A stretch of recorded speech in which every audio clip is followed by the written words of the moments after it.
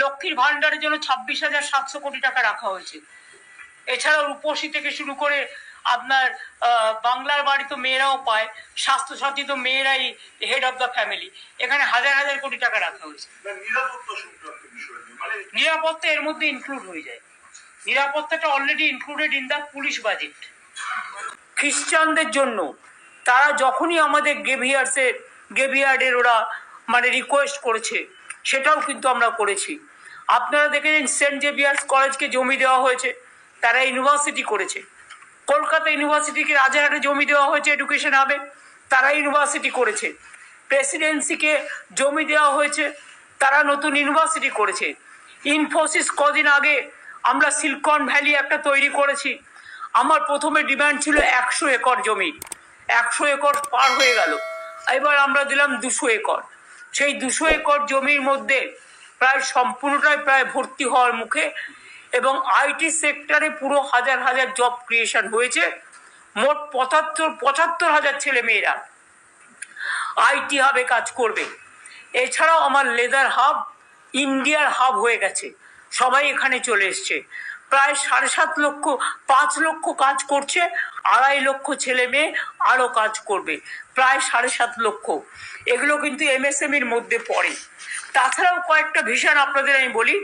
আমি কেন 6টা ইকোনমিক করিডোরের কথা বলেছি। আমরা চাই ডানকুনি থেকে, জায়গাটা বের করো, ডানকুনি থেকে একেবারে রঘুনাথপুর মানে হাওড়া, হুগলি, বর্ধমান, নদিয়া থেকে শুরু করে, মুর্শিদাবাদ থেকে শুরু করে, মালদা থেকে শুরু করে, উত্তর দিনাজপুর, দক্ষিণ দিনাজপুর থেকে শুরু করে, জলপাইগুড়ি, আলিপুরদুয়ার থেকে শুরু করে কুচবিহার পর্যন্ত যা। ডানকুনি অমৃতসর হেড করিডোর আমি যখন রেলওয়ে মিনিস্টার ছিলাম তখন আমি করে দিয়ে এসেছিলাম। সেটার জন্য রঘুনাথপুরে 72,000 কোটি টাকা ইনভেস্ট করার জন্য অলরেডি আমরা জঙ্গল সুন্দরী জঙ্গল মহল সুন্দরী নাম দিয়ে আমরা ওখানে অলরেডি আপনারা জানেন কত জমি আমরা অলরেডি যা জমি দরকার দিয়ে দিয়েছি। ওএনজিসি এখানে ফ্যাক্টরি করছে, পেট্রোল পেয়েছে, ডিজেল মানে অয়েল গ্যাস পেয়েছে, আমরা লাইসেন্সও দিয়ে দিয়েছি। সেদিনকে বলেছিলাম মাইনিংয়ের, এবং তাদের যে জমি আমরা 1 টাকায় দিয়েছি, প্রায় বিনা পয়সায় দিয়েছি। আমাদের আসানসোলে সেল গ্যাস পাওয়া গেছে দুর্গাপুরে, সেটা একটা বিরাট পসিবিলিটি আছে, প্রচুর কর্মসংস্থানের। দেউচা পাঁচমি আমরা অনেক ছেলে মেয়েদের যেসব জমিগুলো ইতিমধ্যে নেওয়া হয়েছে আমরা তাদের কর্মসংস্থান করে দিয়েছি। অনেক ছেলে মেয়ে হোমগার্ডের চাকরি পেয়েছে, এবং যারা ট্রাইবেল তারা সংখ্যায় একটু মানে উচ্চতায় ছোট হয়, সেটা স্পেশাল কম্পেনসেশন স্পেশাল ক্যাবিনেটে মানে করে তাদের দেওয়া হয়েছে। প্লাস তাদের টাকার কম্পেনসেশন যারা উইলিংলি দিয়েছেন, এবং তাদের বাড়ি, গাড়ি, স্কুল, কলেজ, হসপিটাল সবই এলাকায় তৈরি হবে। এবং তাছাড়াও আমরা একটা কম্পেনসেশন বাড়িঘরও তৈরি করে সবই দিচ্ছি। এখন যেটা কাজ শুরু হয়েছে আমাদের জমিতে হচ্ছে, প্লাস আরো কতগুলো জমি যারা দিতে চাইবেন আমরা নেব। যারা বাকি আছেন, এখনকার লোকেরা যেমন কর্মসংস্থান পেয়েছেন, যেমন মানে টাকা পেয়েছেন, যেমন বাড়ি পেয়েছেন, নতুনও যারা দেবেন তারাও কিন্তু সেটা পাবে। এবং এটা হচ্ছে সারা পৃথিবীর দ্বিতীয় বৃহত্তম কয়লা শিল্প। আমরা আগামী জেনারেশনের জন্য, আগামী প্রজন্মের জন্য 100 বছর তাদের যাতে লোডশেডিং ফেস করতে না হয়, এবং পাওয়ারের দাম যাতে বেড়ে না যায়, চিপ প্রাইসে পাওয়ার পায়, তাই এই প্রজেক্টটা তৈরি করছি। ওটা মিলিয়ে এবং অ্যান্সিলারি মিলিয়ে প্রায় 1 লক্ষ ছেলে মেয়ের ওখানে কাজ হবে শুধু দেউচা পাঁচমিতে, এবং অ্যান্সিলারি মিলিয়ে। এবং ওখান থেকে যে কয়লা আমরা পাবো তাতে 100 বছর আমরা যে পাওয়ার তৈরি করব, সেই পাওয়ারে আমাদের পাওয়ারের দাম আগামী দিন যখন কয়লাটা উৎপাদিত হয়ে যাবে অনেক কমে যাবে। আমরা স্টেট গভর্নমেন্ট পাওয়ারের দাম না বাড়ালেও সিএসসি বাড়ায়, মানুষকে অনেকটাই ভুগতে হয়। ওটা আমাদের হাতে নেই, ওটা স্বশাসিত সংস্থা সিপিএম থাকাকালীন দিয়ে গেছে, ওদের দিল্লির একটা কি বোর্ড আছে সেই বোর্ডের থ্রুতে। কাজেই তা সত্ত্বেও বলছি পাওয়ারে আগামী দিন অনেক সস্তা হয়ে যাবে এই দেউচা পাঁচমিটা হতে পারলে। অর্থাৎ স্টিল আসছে, আজকে স্টিলের 16,000 কোটি টাকার প্রজেক্ট অলরেডি স্যাংশন হয়ে গেল। অন্ডাল এয়ারপোর্ট ইন্টারন্যাশনাল এয়ারপোর্টে পরিণত হচ্ছে। এর জন্য আমাদের সাথে অলরেডি কথাবার্তা হচ্ছে। আমরা খুব শিগগিরই এটাকে ভাবনা যেহেতু চাঙ্গি এয়ারপোর্টও আছে, আপনারা জানেন সিঙ্গাপুর গভর্নমেন্ট আছে এর সাথে, সুতরাং এর মধ্যে অলরেডি অনেকে আমাদের সাথে যোগাযোগ করেছেন। তাছাড়াও প্রতি জেলায় জেলায়, এছাড়াও আমি যেটা 6টা যে সেক্টর বলেছি, এটা হচ্ছে প্রত্যেকটা রাস্তার দুপাশ ধরে ইন্ডাস্ট্রি তৈরি হবে। প্রত্যেকটা রাস্তার দুপাশ ধরে দেখুন জায়গাগুলো আমরা কি দিয়েছি। এটা হচ্ছে রঘুনাথপুর তাজপুর একটা করিডোর, মানে দীঘার তাজপুর থেকে চলে যাবে একেবারে মিদনাপুর পশ্চিম পশ্চিম হয়ে একেবারে বাঁকুড়া টাকুড়া হয়ে দুর্গাপুর আসানসোল হয়ে তাজপুর, মানে হচ্ছে তাজপুর হচ্ছে দীঘা আর রঘুনাথপুর হচ্ছে পুরুলিয়া। রাস্তায় যত পড়বে সেগুলো কাজ হতে হতে যাবে আর চাকরি হতে হতে যাবে। এরপর ডানকুনি ঝাড়গ্রাম, ডানকুনিটাকে আমরা কি পয়েন্ট করেছি, কারণ যেহেতু ডানকুনি অমৃতসর ফ্রেট করিডোর হচ্ছে এবং সেই জমিও আমরা দিয়ে দিয়েছি অলরেডি।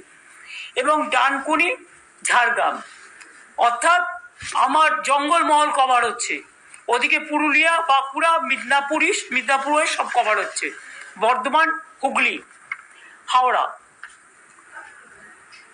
এবার হচ্ছে ডানকুনি কল্যাণী। কল্যাণী আপনারা জানেন অলরেডি আমাদের টিপি লাইটি হয়েছে, এমস তৈরি হয়েছে, অনেক কিছু ইন্ডাস্ট্রি আসছে। Kalyani is a future. Dankuni Kalyani তার মানে উত্তর 24 পরগনা নদিয়া তারা লাভবান হবে ডানকুনি কল্যাণী হলে, কলকাতাও। কারণ ডানকুনি থেকে কল্যাণী যেতে গেলে তো কলকাতা হয়েই যেতে হবে, হাওড়া হয়েই যেতে হবে। এরপর হচ্ছে Dankuni Cooch Behar. Can you imagine, it will cover all the district. তার কারণ কুচবিহারে আমরা বলি আমাদের 294টা অ্যাসেম্বলি কনস্টিটিউয়েন্সি 1 নম্বর শুরু হয় কুচবিহার থেকে, মেকলিগঞ্জ সম্ভবত কুচবিহার থেকে মেকলিগঞ্জ। কাজেই পুরো বেঙ্গলটাকে কভার করে চলে যাচ্ছে, কোনো জেলাকে বাদ দিইনি আমরা, দক্ষিণবঙ্গ উত্তরবঙ্গকে মাথায় রেখে।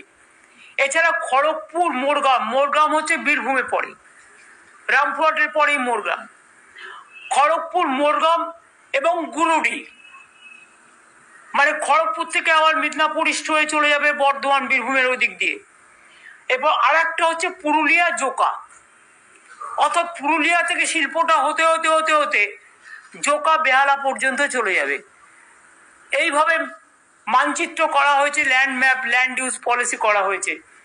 এরপর হচ্ছে কলকাতাতে 6টি রাজ্যব্যাপী শিল্প এবং অর্থনৈতিক করিডোর স্থাপন করা হচ্ছে। পুরুলিয়া জোকা বললাম,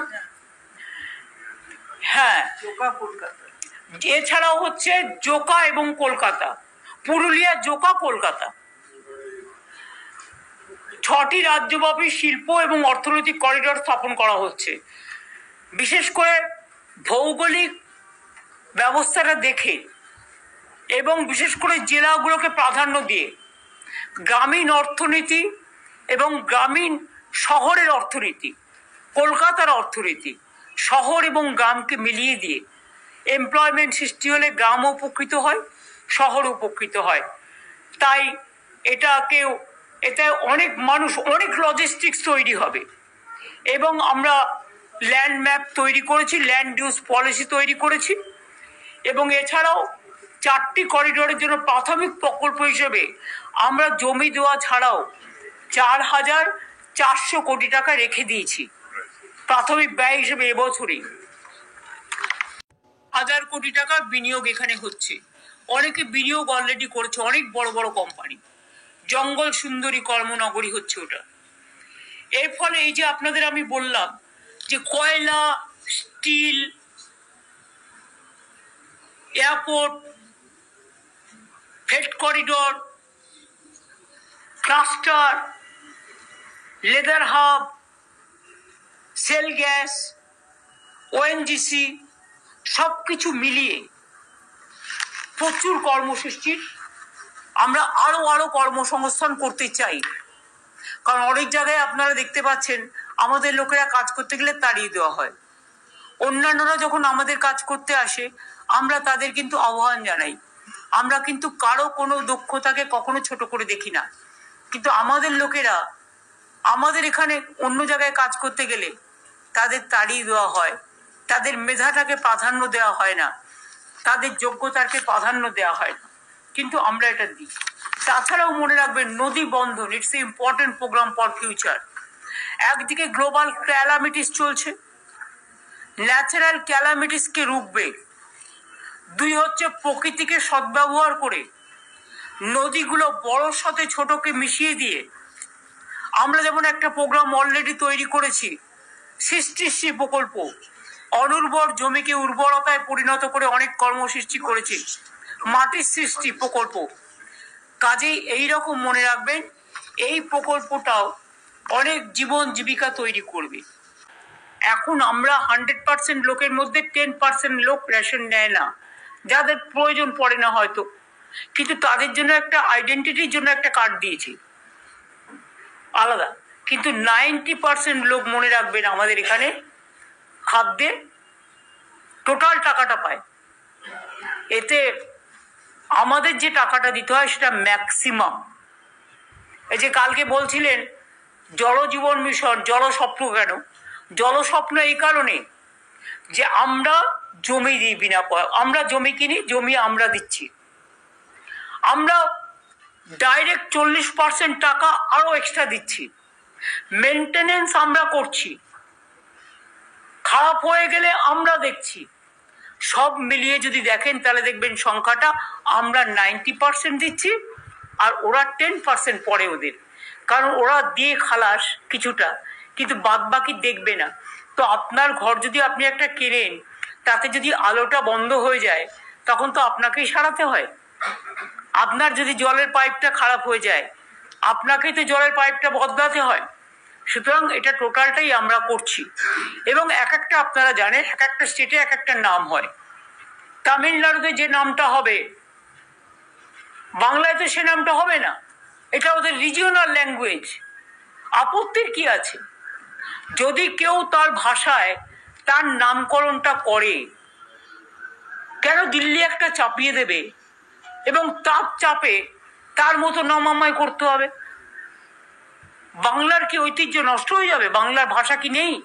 এই বাজেট বলতে পারেন এটার একটা ভিশন আছে ভবিষ্যৎ। এই বাজেটটা কর্মসৃষ্টি করবে, প্রান্তিক চাষি থেকে শুরু করে, গ্রামীণ মানুষ থেকে শুরু করে, ঘরের মেয়েরা থেকে শুরু করে, আমার ছোট ছোট ভাই বোনেরা থেকে শুরু করে, সকলে যে 94টা স্কিম চলছে, শিক্ষার্থী থেকে শুরু করে সকলের জন্যই এমনভাবে তৈরি করা হয়েছে যাতে চিরকাল তারা যেন তাদের আর কারো কাছে হাত পাততে না হয়। সবটাই একটা সেতু বন্ধন, উন্নতির সেতু বন্ধনে, উন্নতির কর্মবন্ধনে কর্মসৃষ্টি করার পরিকল্পনার মধ্যে এই বাজেটের প্রতিটা ওয়ার্ড নিহিত আছে।